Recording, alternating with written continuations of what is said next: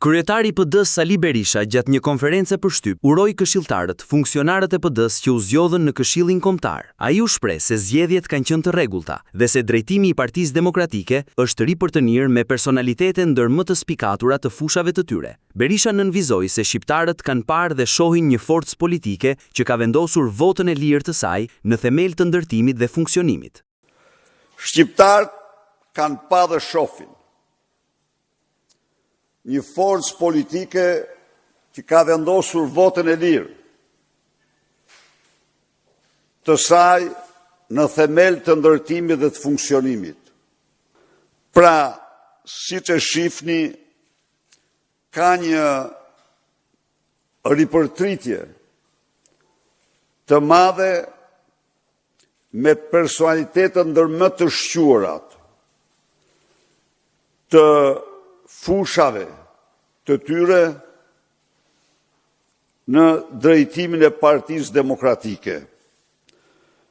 Kjo dëshmon vendosmërinë e kësaj partie për ripërtritjen. Kjo dëshmon gjithashtu potencialet e saj shumë të mëdha.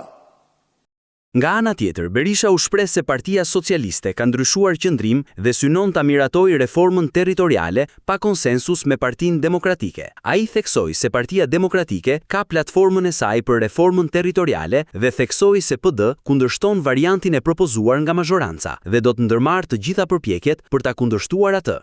Tani, pa pritmas, aty ndryshojnë gjërat, socialistët Edi Rama duket se urdhron komisionin që të shkojnë në mënyrë të njëanshme.